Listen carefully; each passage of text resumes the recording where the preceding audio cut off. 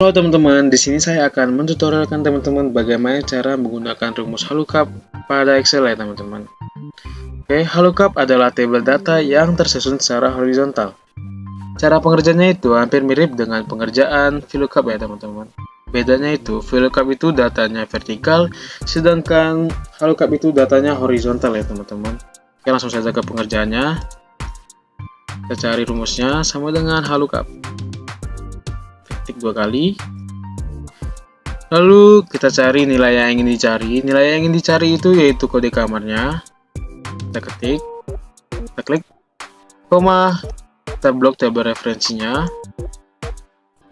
Lalu kita kunci dengan F4 atau F4 ya teman-teman. Koma. Lalu kita lihat tarif malam ini ada di baris keberapa di tabel referensinya. Oke, 1, 2, 3. Ada di ketiga, kita ketik 3, koma. Nah, ini kan ada dua pilihan teman-teman, ada true dan false. Nah, true itu digunakan untuk mencari nilai yang terdekat, sedangkan false itu mencari nilai yang tepat. Karena tabelnya ini sudah tepat, kita menggunakan false ya teman-teman. Oke, kita tutup kurung, lalu kita enter. Lalu kita panjangkan ke bawah ya teman-teman. Bagaimana cara menggunakan rumus VLOOKUP pada Excel ya teman-teman?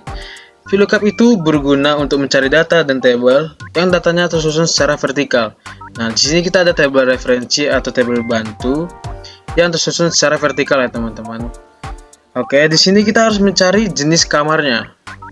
Menggunakan rumus VLOOKUP, kita ketik terlebih dahulu rumusnya. Kita ketik sama dengan kita cari VLOOKUP. Kita klik 2 kali ya teman-teman. Lalu untuk acuannya itu nama penyewa ini tidak ada ya teman-teman di tabel referensinya. Yang ada itu kode kamar. Kita klik kode kamarnya, koma. Nah, lalu untuk mencari tabel array-nya ini kita salin tabel referensinya teman-teman, semuanya ini kita salin. Lalu kita kunci dengan menggunakan Fn atau F4 ya teman-teman, sampai muncul dolarnya. Oke, koma.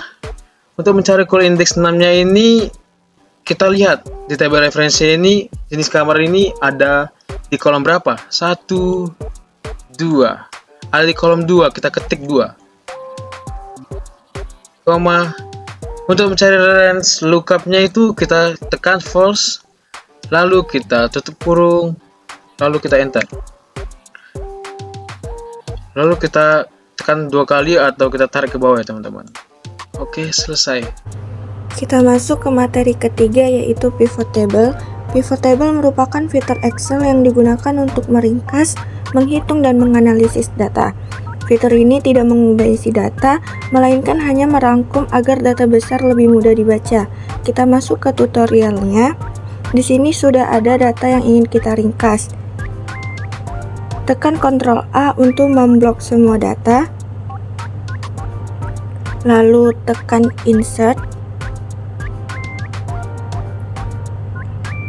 Dan tekan Pivot Table. Nanti akan muncul seperti ini dan langsung kita okekan saja. Setelah itu kita akan dibawa ke sheet yang terbaru. Di sini kita bisa pilih data apa yang mau kita ringkas di sebelah kanan. Pivot table ini mempunyai 4 komponen utama. Yang pertama, rows, berfungsi menampilkan data yang ingin diletakkan di baris horizontal atau dari kiri ke kanan.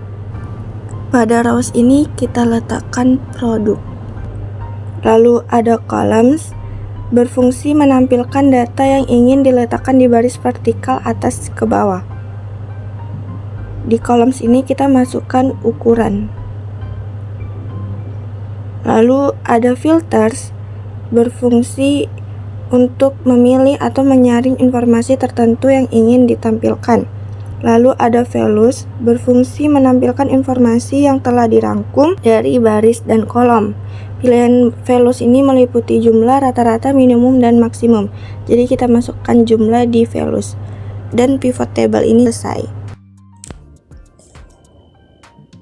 Pertama-tama kita blok dulu tabel A, terus kita ke teks ke kolom, terus kita pencet dibatasi, terus pencet berikutnya, terus pencet tab dan koma, terus pencet berikutnya, pencet umum, dan selesai.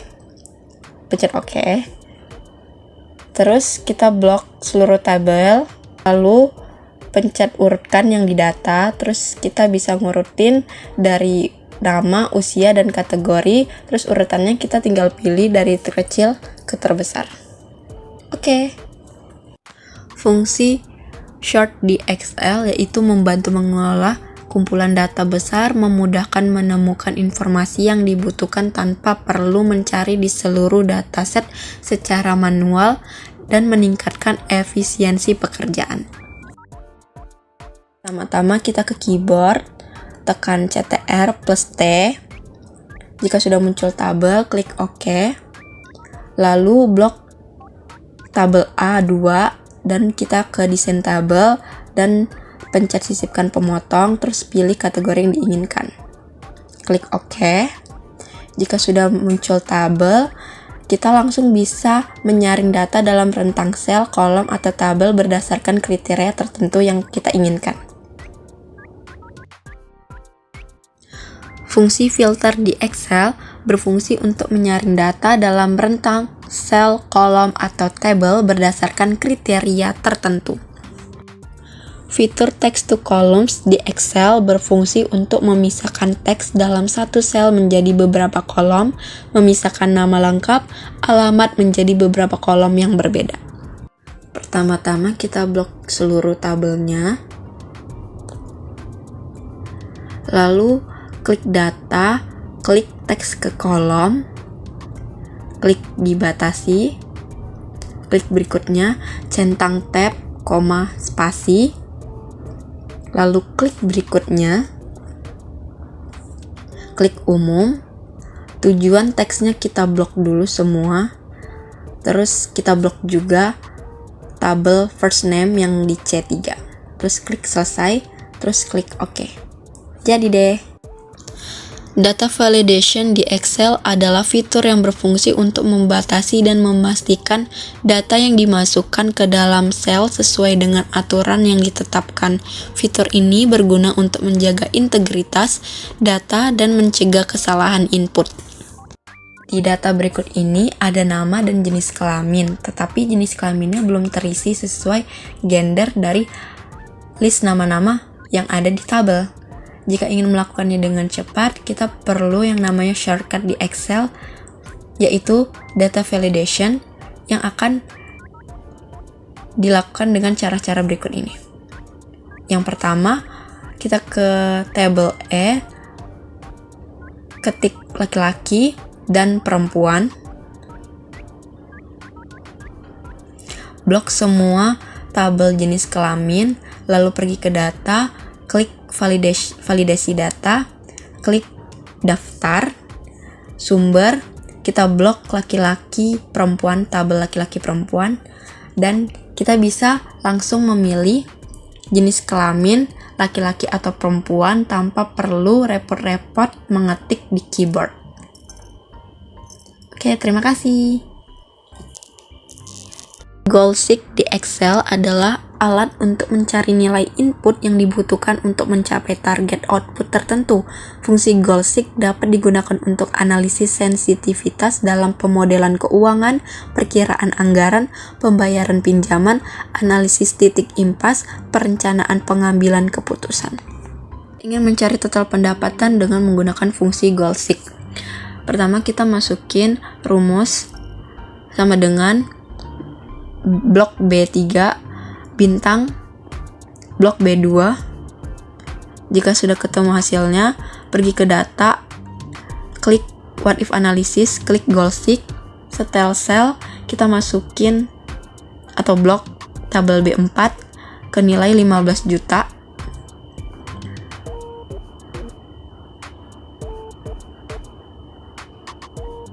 Dengan mengubah sel, kita blok tabel B3.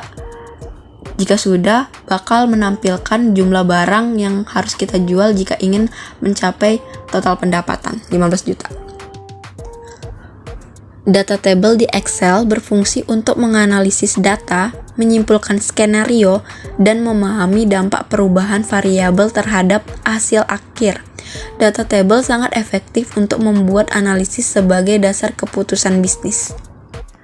Mencari cicilan bulanan dengan menggunakan data table di Excel. Pertama, kita masukkan rumusnya, yaitu sama dengan PMT buka kurung rate itu suku bunga pinjaman, blok tabel A2 atau 5% per 12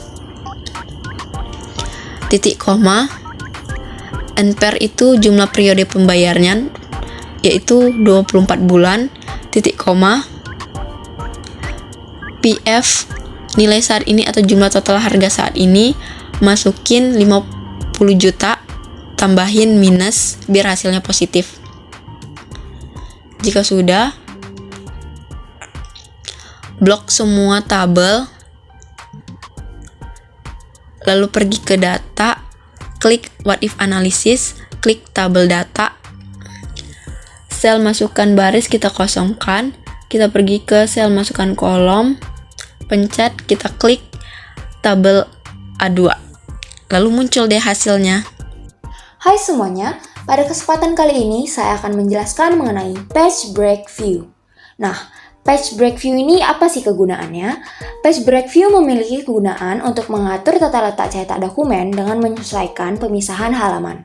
Hal ini dilakukan untuk memastikan agar data tidak terpotong saat dicetak. Nah, selanjutnya, bagaimana cara penggunaan Page Break View pada Excel berdasarkan data yang ada? Namun, sebelum itu, jika teman-teman ingin melihat bagaimana tata letak cetak dokumen sebelum dilakukannya penyesuaian atau pemisahan halaman, teman-teman dapat melihatnya dengan memencet file, kemudian print, dan terdapat print preview sebelum melakukan penyesuaian atau pemisahan halaman. Namun, jika teman-teman ingin memisahkan data, teman-teman dapat melakukannya dengan Page Break View. Nah, jika dilihat pada print preview sebelumnya atau data yang ada, pemisah antara halaman 1 dan halaman kedua terdapat di nomor 45 dan 46. Bisa dilihat pada data ini, di antara kedua nomor tersebut terdapat garis yang memisahkan. Namun, jika teman-teman ingin menyesuaikan garis tersebut, teman-teman dapat melakukannya dengan memencet View, kemudian memencet Page Break Preview, kemudian teman-teman bisa mencari garis biru yang ada dan menyesuaikannya ke tempat yang ingin teman-teman pisahkan. Contohnya di sini saya akan memisahkan atau menyesuaikan garis biru tersebut di nomor 30, di antara nomor 30 dan 31. Jika sudah, teman-teman bisa melihat hasilnya langsung pada data yang ada. Di sini terlihat di data antara nomor 30 dan 31 telah terdapat garis Page Break View yang telah disesuaikan atau dipisahkan sebelumnya. Jika teman-teman ingin melihat tata letak cetak dokumen, teman-teman bisa melihatnya pada print preview yang telah dilihat sebelumnya. Di sini telah terlihat datanya telah disesuaikan pada halaman pertama dan halaman kedua. Sekian dari saya, terima kasih. Selanjutnya ada autofill. Autofill memiliki kegunaan untuk mengisi data secara otomatis berdasarkan pola yang ada. Autofill juga bisa untuk memisahkan data dalam satu sel menjadi beberapa kolom.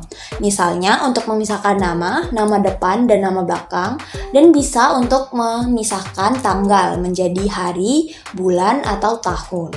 Berikut merupakan cara penggunaan autofill.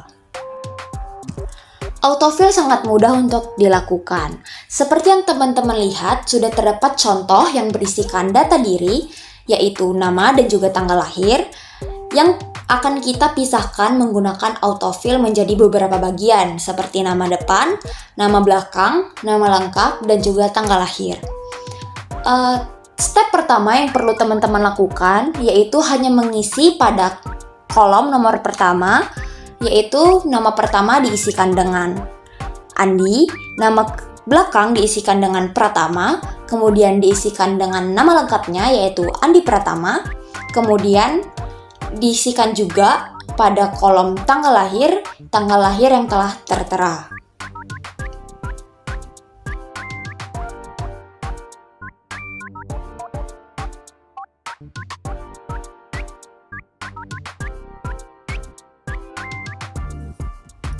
Selanjutnya, teman-teman hanya perlu menekan tombol Ctrl E pada setiap bagian. Yang pertama, kita akan memulai pada nama depan, kita pencet Ctrl E. Dan pada kolom ini semuanya telah berisikan dengan nama depan. Dilanjutkan pada kolom-kolom selanjutnya, yaitu kolom nama belakang, nama lengkap, dan juga tanggal lahir. Nah, bisa dilihat dengan memencet Ctrl E, semua data telah terisikan secara otomatis menggunakan autofill. Sekian penjelasan dari saya, terima kasih. Halo semua, kali ini saya akan menjelaskan penggunaan dari sum product. Sum product ini sangat berguna untuk menganalisis data berdasarkan beberapa kondisi sekaligus. Sum product adalah fungsi Excel yang mengalihkan nilai dalam satu atau lebih range yang sesuai, lalu menjumlahkannya hasilnya. Kita bisa menambahkan kondisi tertentu untuk hanya menjumlahkan data yang memenuhi kriteria. Dengan cara lama, kita harus menambahkan dari kolom 1 ke kolom 2 hingga mendapatkan nilai, lalu dijumlahkan berderet ke bawah. Ini sangat membutuhkan waktu sangat lama apabila jumlah data yang sangat banyak. Kita bisa menggunakan sum product dengan cara klik sama dengan sum product, lalu kita blok data dari C,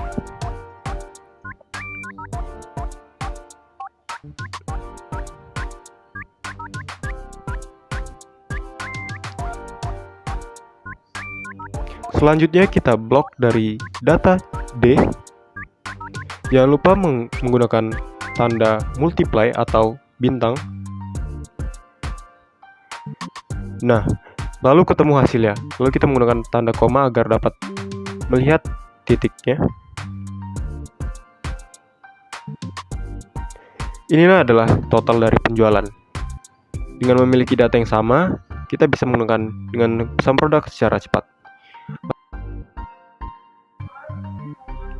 Sekarang saya akan mentutorialkan bagaimana sum product dapat mengetahui dari kriteria barang tertentu yang ingin kita ketahui data dari penjualannya. Lalu kita taruh kriteria pada kolom H7 dan masukkan item dari laptop dengan cara memasukkan sama dengan B2 pada baris laptop. Lalu kita menambahkan jumlah penjualan pada blok H8. Selanjutnya, kita menambahkan pendapatan.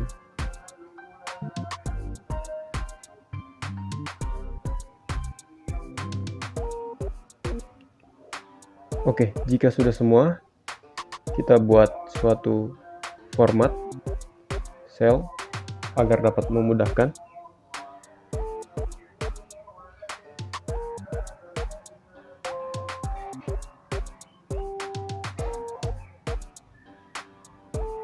Nah, dengan cara memultiply dari barang item, jumlah total yang terjual, dan harga satuan. Dengan menggunakan rumus sum product sama dengan sum product buka kurung lagi sebagai tanda pengecualian, yaitu laptop, dengan mendrag pada bagian laptop hingga bagian keyboard. Lalu kita klik sama dengan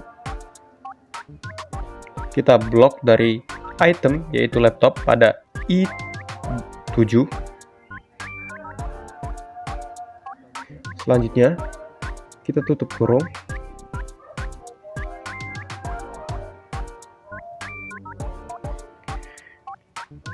Lalu menambahkan tanda multiply atau tanda bintang. Kita akan memblok C, lalu kita drag ke bawah. dan klik enter. Nah, hasilnya adalah 69 dari jumlah yang terjual pada bagian laptop. Kita hitung. Oke, 15 tambah 7. Oke, hasilnya betul 69. Selanjutnya, dengan menggunakan sum product, yaitu sama dengan sum product, buka kurung lagi. Lalu kita akan mendrag bagian laptop hingga keyboard pada kolom B2 hingga B21. Lalu klik sama dengan I7, tutup kurung, klik multiply, lalu mendrag bagian kolom C2 hingga C21.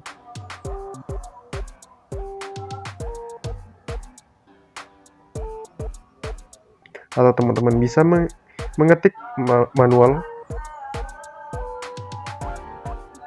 Sebentar, sini ada kesalahan. Oke. Lalu kita mendrag bagian kolom D2 hingga sampai D21.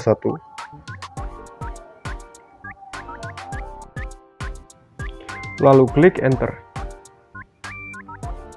Nah, ketemu hasilnya, lalu kita tambahkan kurensi agar menghitungnya dapat mudah.